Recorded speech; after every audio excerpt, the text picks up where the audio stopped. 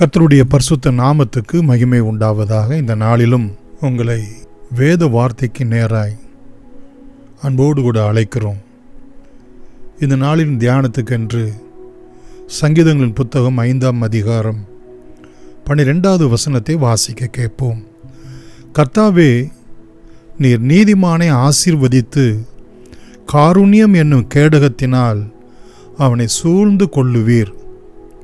பிரியமானவர்களே, இந்த வேத வசனத்தை நாம் வாசிக்கும் போது இது ஒரு ஜெபமாக இருக்கிறது, ஒரு விசுவாசத்தின் அறிக்கையாக இருக்கிறது, கர்த்தரை நம்புகிறதா இருக்கிறது, கர்த்தருக்கு அவருடைய கரத்துக்கு கட்டளையிடுகிறதாகவும் இருக்கிறது. நீர் நீதிமானை ஆசீர்வதிக்கணும், காருண்யம் என்ற கேடகத்தினாலே அவனை சூழ்ந்து கொள்ள வேண்டும் என்று சொல்லி அவருடைய கரத்துக்கு நாம் கட்டளையிடுகிறதாகவும் இருக்கிறது. இந்த வேத வசனத்திலே இந்த நீதிமான் இந்த அதிகாரத்தின்படி யார் என்று சொன்னால், 1வது வசனத்திலே பார்க்கிறோம், தியானிக்கிறவன். என் தியானத்தை கவனியும், என் வாயின் வார்த்தைகளும் என் இருதயத்தின் தியானமும் உம்முடைய சமூகத்திலே பிரீதியாயிருப்பதாக. தேவன் தம்முடைய வசனத்தின் மூலமாய் நம்மோடு கூட பேசுகிறதை, பிரியமானவர்களே, காரியங்கள் இப்படியாவாக இருக்கிறது என்று அந்த பெரேயா பட்டணத்தில் இருக்கிறவர்கள் அனுதினமும் வேத வாக்கியங்களை ஆராய்ந்து பார்த்ததினால் நல்ல குணசாலிகளானார்கள் என்று நாம் பார்க்கிறோம். நீதிமான் வேத வசனத்தை தியானிக்கிறதுனால், ஆராய்கிறதுனால் அவன் ஒரு குணசாலியாக இருக்கிறபடினால் கர்த்தர் அவனை ஆசீர்வதிக்கிறார். 2வதாக பார்ப்போம் என்று சொன்னால், 2வது வசனத்திலும் 3வது வசனத்திலும் என் வேண்டுதலின் சத்தத்தை கேட்டருளும். ஆண்டவரோடு கூட பேசுகிறவன், ஆண்டவரோடு கூட உறவாடுகிறவன்.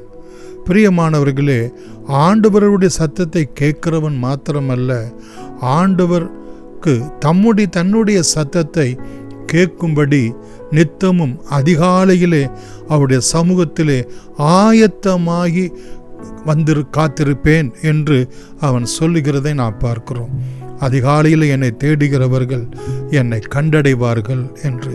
பிரியமானவர்களே, நமக்கு ஒரு ஜெப ஜீவியம் உங்களுக்கும் எனக்கும் தேவ பிள்ளைகளாகிய நமக்கு அவசியமாயிருக்கிறது. ஒரு வேத தியானம் நம்முடைய வாழ்க்கையை ஊன்ற கட்டுவதற்கு அவசியமாய் இருக்கிறது. 7வது வசனத்திலே பார்க்கிறோம், நானோ மிகுந்த கிருபையினாலே உமது ஆலயத்தில் பிரவேசித்து உமது பரிசுத்த சந்நிதிக்கு நேரே பயபக்தியுடன் பணிந்து கொள்ளுவேன். ஒரு பயபக்தி உள்ள ஒரு வாழ்க்கை, ஒரு கீழ்ப்படிதல் உள்ள ஒரு வாழ்க்கை, ஒரு ஆவிக்குரிய வாழ்க்கை, அது நம்முடைய பலத்தினால் அல்ல, கர்த்தர் அனுதினமும் தம்முடைய ஆவியினால் அருளக்கூடிய கிருபையை பற்றி கொண்டு, பிரியமானவர்களே, அவருக்குள் நாம் பிரவேசிக்கிறது, அவருடைய ஆலயத்துக்குள்ளே, சபைக்குள்ளே பிரவேசிப்பது என்பது அவருடைய ஆலயத்துக்குள்ளே, அவருடைய பரிசுத்த சந்நிதிக்குள்ளே பிரவேசிக்கிறோம் என்பதை நாம் மறந்துவிடக்கூடாது. நீதிமான், பிரியமானவர்களே, ஒரு பயபக்தி உள்ளவன், கர்த்தருடைய சமூகத்துக்கு முன்பதாக பணிந்து கொள்ளுகிறவன். அப்படிப்பட்ட ஒரு தன்மை, ஒரு சுபாவம் கர்த்தருடைய பிள்ளைகளாகிய நமக்கு நித்தமும் காணப்பட வேண்டியது அவசியம்.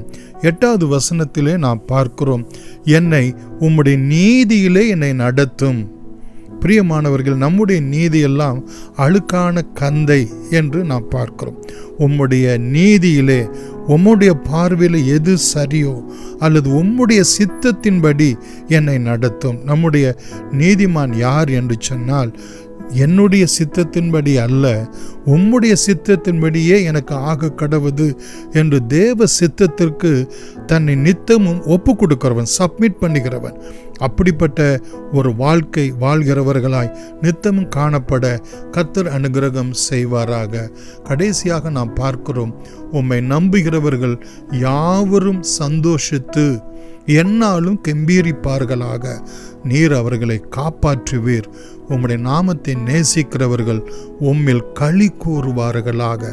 கர்த்தரை நம்புகிறதும் பிரியமானவர்களே, அவரிடத்திலே நேசமாய் இருக்கிறதும் அன்பாய் இருக்கிறதும் பிரியமாய் இருக்கிறதும் அவர் பிரியப்படுகிறவராய் இருக்கிறார். கர்த்தர் நம்மை ஆசீர்வதிப்பது மாத்திரம் அவருக்கு பிரியம் என்று அல்ல.